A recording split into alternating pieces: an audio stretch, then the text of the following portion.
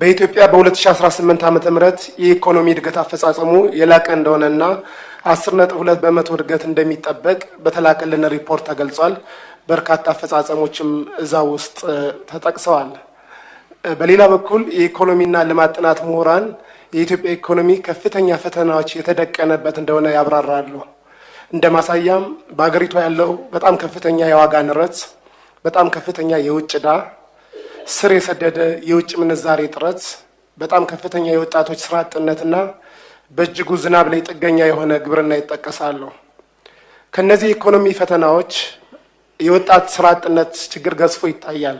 እንደሚታየው ከ30 ዓመት በታች ከሆኑትና የሀገራችንን ሕዝብ 70% ከሚሸፍኑት ወጣቶች ውስጥ 27% የሚሆኑት ስራ አጦች እንደሆኑ ጥናቶች ያመለክታሉ።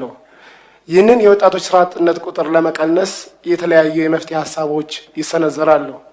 ከነዚህ ውስጥም የመጀመሪያው በአንድ ወቅት ተነቃቅቶ የነበረው በአሁኑ ሰዓት በእጅጉ የተዳከመው ለወጣቶች ጥቃቅንና አነስተኛ ብድር ያለ ማስያዣ ወይም ኖን ኮላተራይዝድ ማይክሮ ሎን ነው።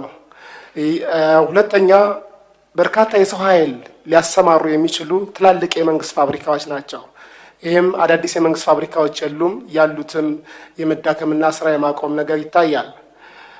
ሌላው የመሰረተ ልማት ግንባታዎች ማለትም መንገዶች ነው። አዳዲስ መንገዶች እንደሌሉ ይታወቃል። የነበሩት መንገዶችን በርካቶቹ ተቋርጠዋል። የባቡር መስመሮች ምንም አዲስ የባቡር መስመር ዝርጋታ የለም።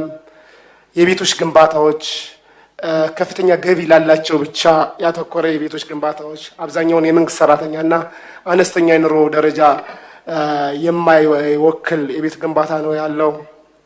የመስኖ ግድቦች ከዚህ በፊት የተጀመሩ የመስኖ ግድቦች በርካታዎቹ ተቋርጠዋል። በተለያየ የቴክኒክ ችግር ምክንያት ምንም አዳዲስ የመስኖ ግድቦችን ደግሞ አናይም።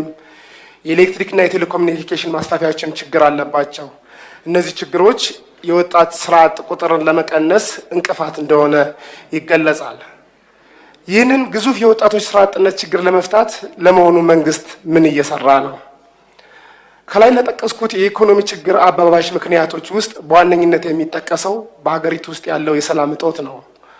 ይህ የሰላም እጦት በዋነኝነት ግጭት ባለባቸው በአማራ፣ በኦሮሚያ፣ ትግራይና ጋምቤላ ይስተዋላል። ነገር ግን ግጭት በሌለባቸውም የዲሞክራሲ መብታቸውን ለማስጠበቅ በሚሞክሩ የመዋቅርና የማንነት ይከበርልን ጥያቄ ባነሱ ግለሰቦችም ከፍተኛ የሰብአዊ መብት ጥሰት እንዳለ ለምሳሌ በደቡብ ክልል አባላት ይጠቅሳሉ በተደጋጋሚ ጊዜ። ይህንን የሰላም እጦት ለመቅረፍ በተደጋጋሚ ጊዜ የታጠቁ ኃይሎች መካከል እውነተኛ ድርድር እንዲደረግ፣ የፖለቲካና የህሊና እስረኞች እንዲፈቱ፣ የንጹሐን ጥቃት እንዲቆም ላለፉት 3 ዓመታት ወትውተናል። ሆኖም ምንም እንኳን መንግስት ቀደም ብሎ ከኦሮሚያ ታጣቂዎች ጋር በቅርቡ ደግሞ በአማራ ክልል ከሚንቀሳቀሱ የታጣቂ መሪዎች ጋር ድርድር አደረግኩ ቢልም ምንም የተሻሻለ የሰላም ሁኔታ እንደሌለ ነዋሪዎች ይገልጻሉ። አፋብን ወይም አማራ ፋኖ ብሔራዊ ንቅናቄ የሚል መጠሪያ ያለው 15 አመራሮችን የያዘ ድርጅት አማራ ክልል ያሉ ታጣቂዎች መስርተናል እያሉ ባሉበት ወቅት መንግስት ደግሞ እነዚህ ኃይሎች ከድርድር አግደናቸዋል ከሚሏቸው ኃይሎች ጋር ድርድር ላይ መሆኑ ለሰላሙ ምን ያክል ይጠቅማል? አዲስ ከተመሰረተው አፋብን ተብሎ ከሚጠራው ድርጅት ጋር መንግስት ድርድር ጀምሯል ወይ? እውነተኛ ሰላም እንዲመጣ ከተፈለገ መንግስት አፈንግጠው ከሚወጡ ታጣቂዎች ጋር ከመደራደር ለምንድን ነው ብዙ ጦር ሰራዊት ካላቸውና በአግባቡ ከተደራጁ ታጣቂዎች ጋር እውነተኛ ድርድር አድርገው ለሀገራችን ሰላም የማያጎናጽፈው? መንግስቶ ይህ ሰላምን ሳያረጋግጥ በተደጋጋሚ የሚነሳውን በርካታ የልማት ጥያቄ፣ የወደብ ጥያቄ፣ ስኬታማ ምርጫና ሀገራዊ ምክክርስ እንዴት ሊያሳካ ይችላል? አመሰግናለሁ። እናመሰግናለን።